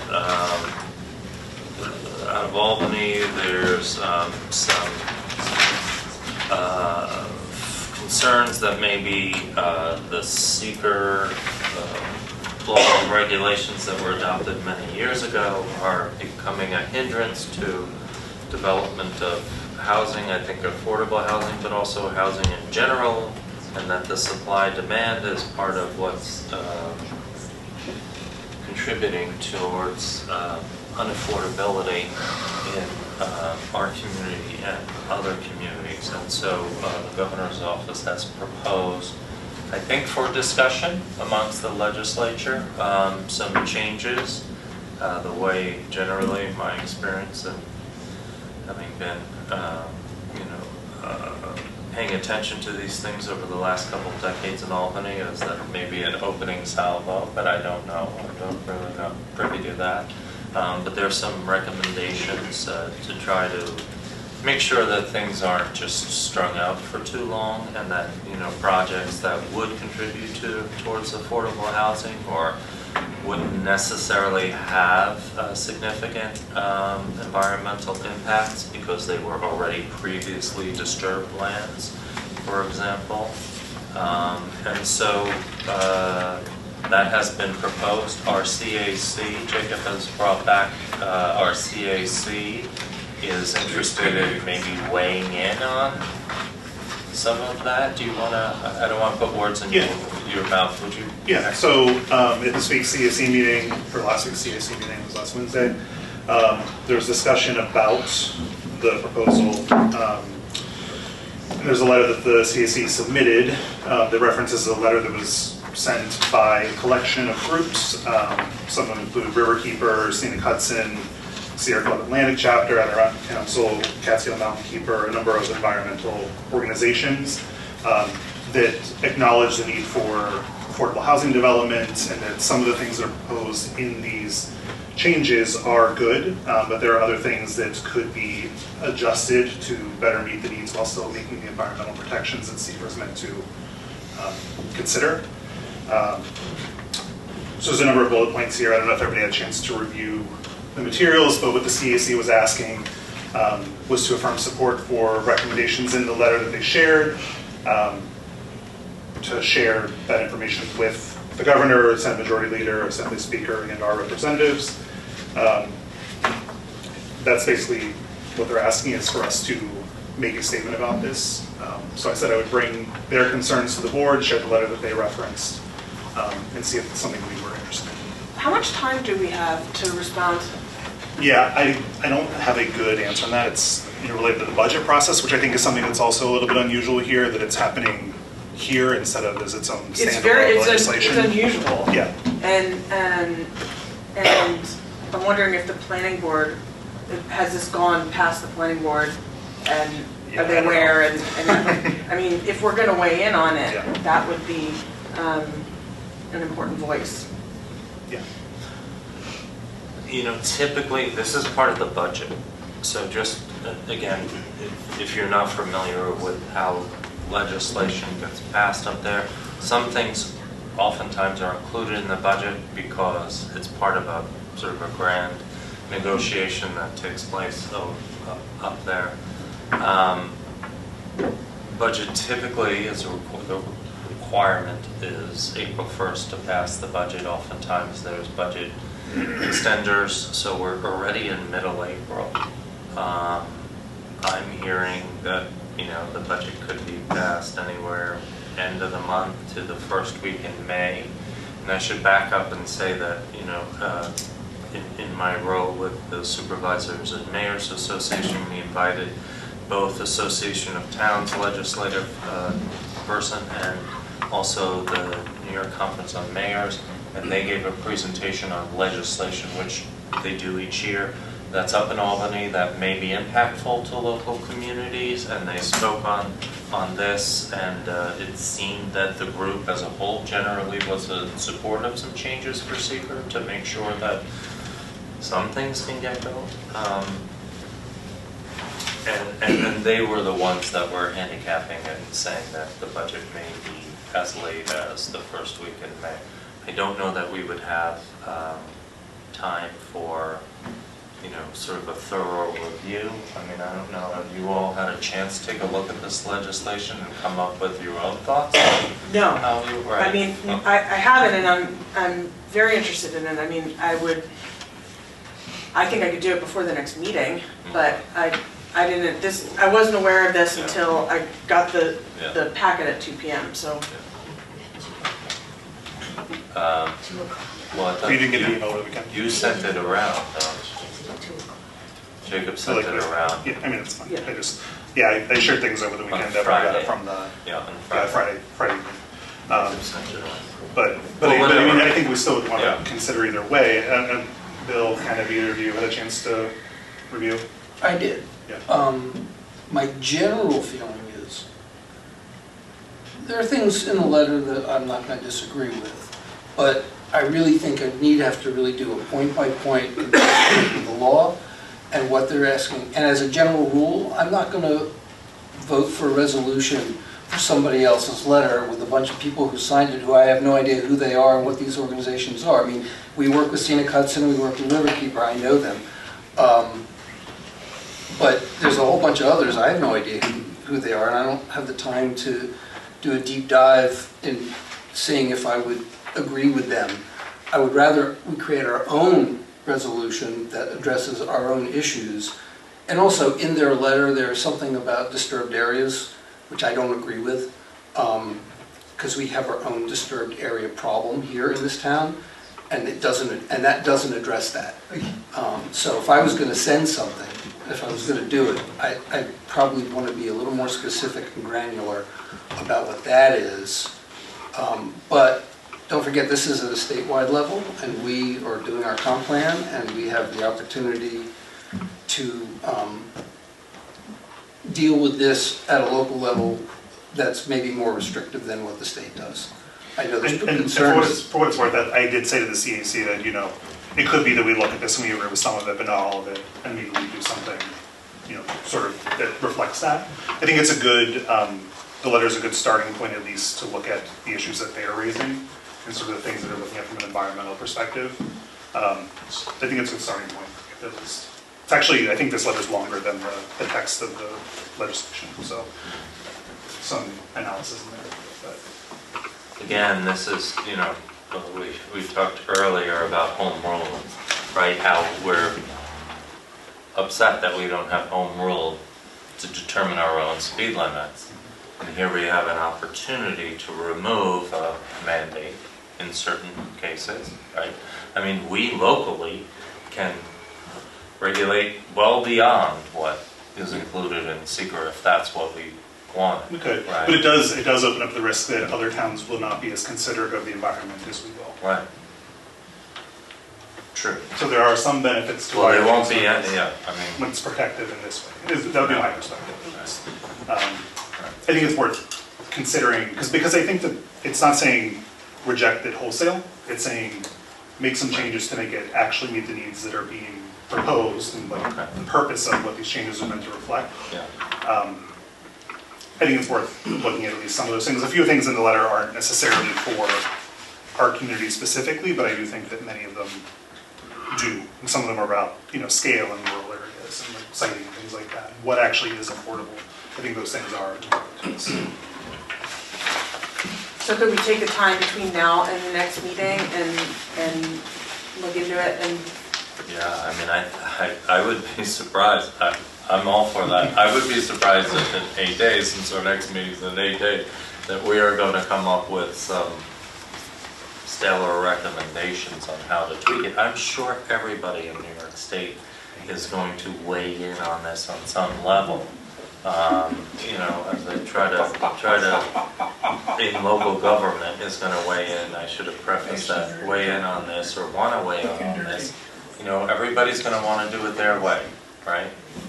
That's the beauty of having differences of opinion. And so, if we want to craft something that maybe has more suggestions than criticism, the world is full of a lot of criticism. I do think this letter is more about suggestions than criticism. I think it's saying we agree. Oh, I'm not implying the letter is saying that it. Yeah. But if we want to suggest something, then it'd be more along those lines. That makes sense. Okay, who wants to work on that? Oh, you have issues, right, okay, I apologize. Well, I think we want to have whatever discussion we have at the next meeting reflect whatever we want to say, but if we could communicate that amongst ourselves. We can't really communicate apart from the meeting, right? I mean, just be prepared to discuss it at the next meeting. Yeah. Just review, and if you have some suggestions to make, and see if we can formulate something. If we can, we can. If we can't, we can't. And, I think Albany's going to work it out, but to the extent that we can, chime in with our thoughts as well. Yeah. So these organizations back here want us to support this? No, the CAC wants us to support it. Our Conservation Advisory Council. Yeah. So they had reviewed the letter. There was discussion at last week's meeting, and I think there was, consensus about doing this. And they pulled together to write the letter to us to say we agree with this letter effectively. I think what they're suggesting is the lowest lift, right? Saying we agree with the principles of this letter. We would like the town board to adopt a resolution with the same concurrence. If we want to do something a little bit different, I think that's fine. If there's something else we feel strongly about, or if there's something we don't think is important that we want to remove in a resolution or something like that, I think that's fine. I mean, they're talking about agricultural land. I don't understand about this disturbance. Yeah, so maybe we There's a lot to review unpack. and then we can talk about it at the next meeting. Right. If we want to do anything else. Like I said I would just bring it to the board's attention. If we do want to say something, great. If we don't, it's great. This letter is still already submitted, so at least as far as, you know, what the CAC is suggesting, this has been communicated to, you know, the governor and others. Okay. Last item we have, and maybe just a brief discussion because we don't have our highway super with us tonight, and we can discuss at the next meeting. We had a couple still outstanding questions on whether or not an EV equivalent pickup would work in the applications. I sent to you materials that were on hand. If that's helpful for at our next meeting, we'll see if Teresa can attend for that, or maybe in the first of May. We could find out, A, the urgency. You know, Jacob, you asked a good question. I mean, the 2016, does that one need to, because she wants 2 Chevy 3500s. Does that 2016 need to be replaced now if, as she suggests, it may be appropriate in a couple of years to revisit the EV possibility for that? I tried to do some research, as you saw in my email, to help with, you know, coming to a determination on what to purchase. Again, yes, we do very much appreciate our highway super letting us know what equipment she needs and what they need, and, you know, providing it. I thought she did a good job of outlining it and making an argument that what the vehicles that she needs are not available in EV. There was no equivalent. Well, yeah, well, that, I mean, I think that was the question, was the comparison, because she compared it to a discontinued vehicle. And so she had raised at the last meeting the issue of range anxiety, which is why I followed with, have you looked into the Chevy Silverado EV, which has the max range version, has 478 miles to a charge. So even in the cold, you can, you know, I think you can run a whole shift, but I don't know. I need that feedback from Teresa on that. I think, Jacob, you had posited the question as well, is that long enough if it goes 250 or 300 miles? Is that long enough for a shift? And now we understand a half-ton versus a ton vehicle. The request is for 2, and she seemed open to swap out in a couple years if she felt that EV was more appropriate, which then I raised the question that maybe we should look at leasing a vehicle if she wants to. If we're concerned, why would we buy into 20 years worth of old technology, maybe a dirty fuel source, if that's not going to be... Can you pull up her chart, though, with she did a comparison, because we had asked her to give backup for why an EV wasn't going to work, and she put together a pretty... Let me do that. I thought the comparison was for the discontinued vehicle, which was the Ford Lightning, which doesn't have anywhere near the range. Here's the chart. Is that what she's talking about? Yeah. Yes. And I don't think she was really giving us the information about what the need was. It was just acknowledging that there were trade-offs between the vehicles. Is how I read it, at least. There wasn't any specific number about what the range she would need is or anything like that. Right. Well, like, I think she's saying that, like just as, without getting into the weeds on it, but she says, like, the first requirement of front axle suspension and for plowing, and there's no equivalent to what she's looking for. That's fine. I mean, if that's the case, that's something we'd like to know. She says in her preamble that she compared it against this one discontinued vehicle, and that's my question is to do a comparison, to make a recommendation, to compare A to one that's been discontinued and B to only one other vehicle out there. If you're trying to decide between a fossil fuel and an EV, I don't think it's responsive. Okay. Well, She did say in an email in response to Jacob, which is not in this package, it came today or yesterday, but she mentioned something I thought was interesting. She said, because she checked with other municipalities, that many of them swap out every 2 years because they're getting the benefit of upgraded technology. And I wish she was here because I'd like to ask why that's not something we've considered. Well, I think, fiscally understand, you own cars, right? You own them the first couple of years, you drive them off the lot, they depreciate, you go to turn them in, right? You're not going to get a lot back. So typically, municipalities like to own them because they keep them for a long period of time, which both is good and presents challenges, because if you're buying into the old technology, and again, I use this analogy, Steve Ballmer of Microsoft said nobody will ever use a touchscreen telephone. Well, of course, we're all using them now. And so if we don't want to invest in 20 years worth of old technology and that can't be updated like the EVs are updated over the air like these phones are, then we can think about leasing them. If she's determined that there is no EV currently and she's willing to swap out in a couple of years, then maybe we should look into leasing them. Whether it's EV or the fossil fuel one.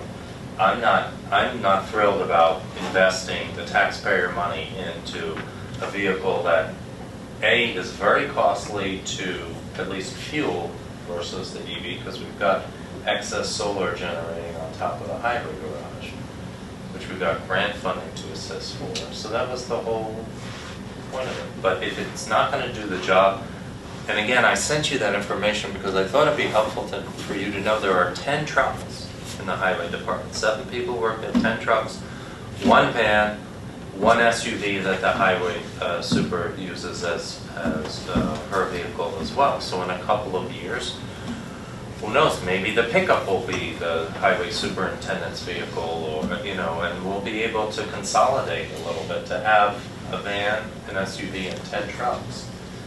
Maybe there's some greater utility there.